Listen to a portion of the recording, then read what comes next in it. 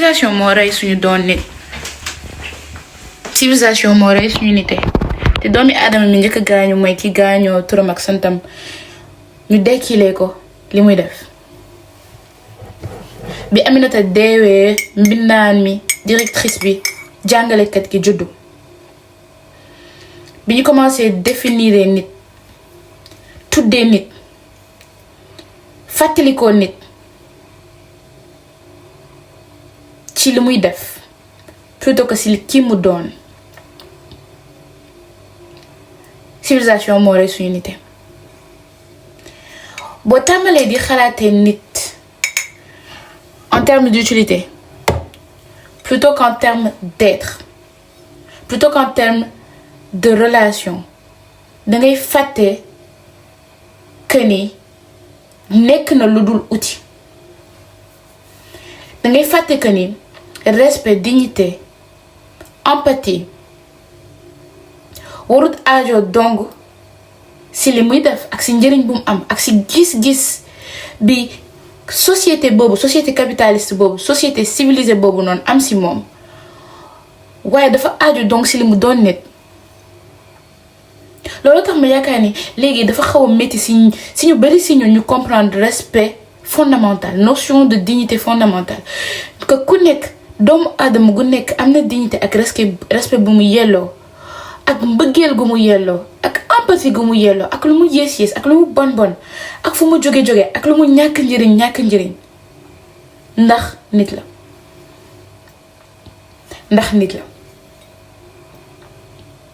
dignité fondamentale.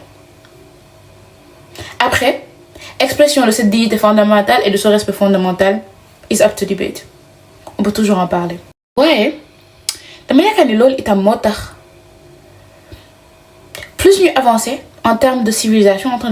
moderne, plus il est difficile pour beaucoup d'entre nous de comprendre cette notion d'amour divin. Parce que l'amour divin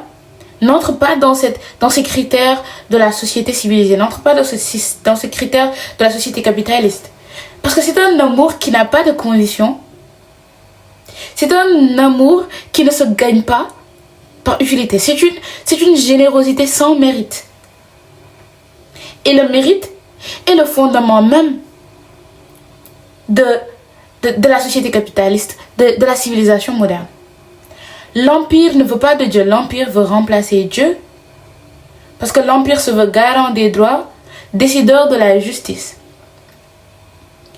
L'empire se veut faiseur de lois et maître absolu dans le cours des vies et dans l'utilisation du libre arbitre des gens. Donc non, l'empire ne veut pas de Dieu.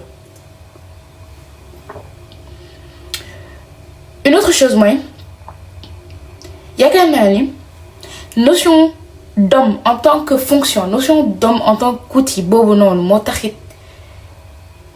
ñu bëri si ñun am cette notion là de transactionnel bu ñuy xalaat si relation humaine. C'est difficile pour nous de considérer les relations humaines hors de ce que l'autre personne met sur la table, ce que l'autre personne apporte. Car tout comme il est difficile pour nous de parfois concevoir cet amour sans limite,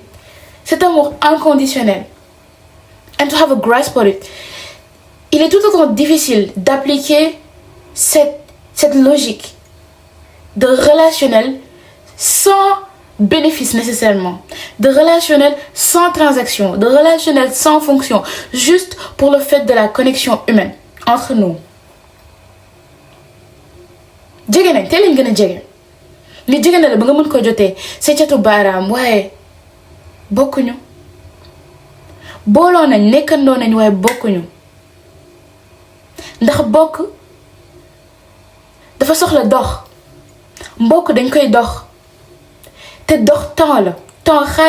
xaalis monnaie du capitalisme la noonu lañ koy gisee moo tax gisatuñu utilité wu dox mbokk juste dans le sens de dox mbokk gisatuñu utilité wu am gisee nit ki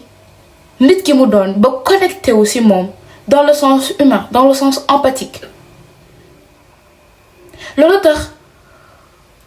ñu bari di gisee nit ñi lu dul seen fonction góor yi ci li ñuy def jigéen yi ci li ñeen di jox nga gis yaram gisoo ci moom lu dul yëg-yëg plaisir doole liggéey bu mu la war a mën a indil waaye gisatoo ki niroog yow ba yelloo empathie ba yelloo respect ba yelloo dignité ba yelloo connexion humaine ak compréhension booloo nañ waaye bokkuñu nekkandoo nañ waaye gisanteewuñu te gisanteetuñu ndax dee nañ bu yàgg te civilisation moo ñu rey doomi aadama bi njëkk a dee mooy ku ñu suulee turam ak santam ak ki mu doon dekkilee ko ci li muy def sigil ndigaale